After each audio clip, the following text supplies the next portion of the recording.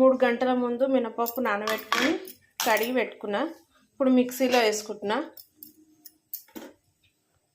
మినపప్పు రుబ్బి పెట్టుకున్నా. ఇప్పుడు ఇంతకుముందు జీలకర్ర కొద్దిగా,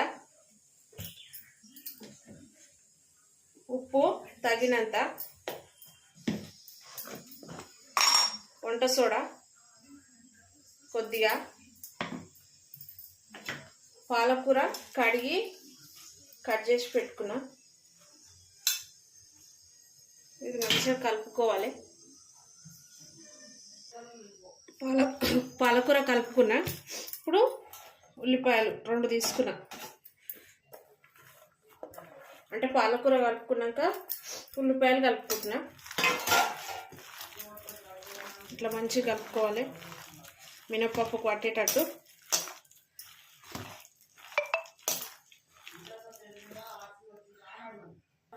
కడాయి పెట్టుకొని నూనె పోసుకుంటున్నా.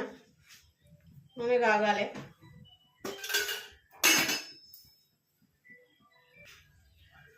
నూనె కాగింది. ఇట్లా పకోడీలాగా వేసుకుంటున్నా. అంటే మినపప్పుతో పకోడీ వేసుకున్నాను ఈరోజు నేను.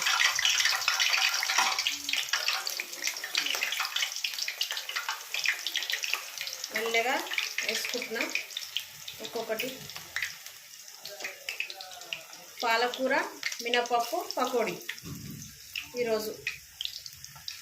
పిల్లలు ఇంటికి రాగానే స్నాక్స్ ఏమని అడుగుతారు. అందుకోసంకే వాళ్ళు వచ్చేసరికి చేసి పెట్టాలని చేస్తున్నాను.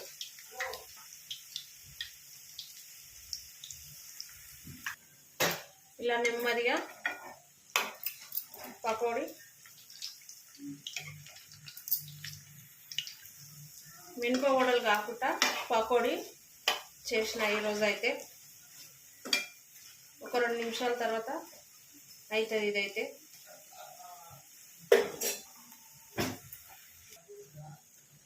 ఇదైతే అయ్యింది. తీసుకుంటున్నా.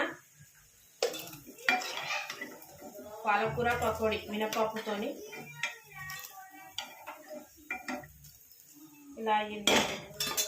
ఇంకా కొంచెం ఉంది, మళ్ళీ వేసుకుంటాను అది కూడా.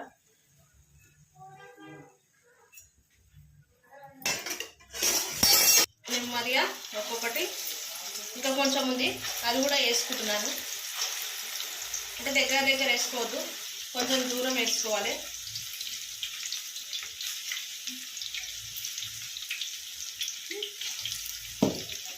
మినపప్పుతోని పాలకూర పకోడీ. మినపప్పుతోని పాలకూర పకోడీ చూడండి ఒకసారి. చాలా బాగా వచ్చింది. మా పిల్లలు ఈవినింగ్ స్నాక్స్ సంగతి చేసిన. మీకు నచ్చినట్టయితే లైక్ చేయండి, షేర్ చేయండి. మీ పిల్లలకు స్నాక్స్ ఏం చేసారో కామెంట్లో చెప్పండి.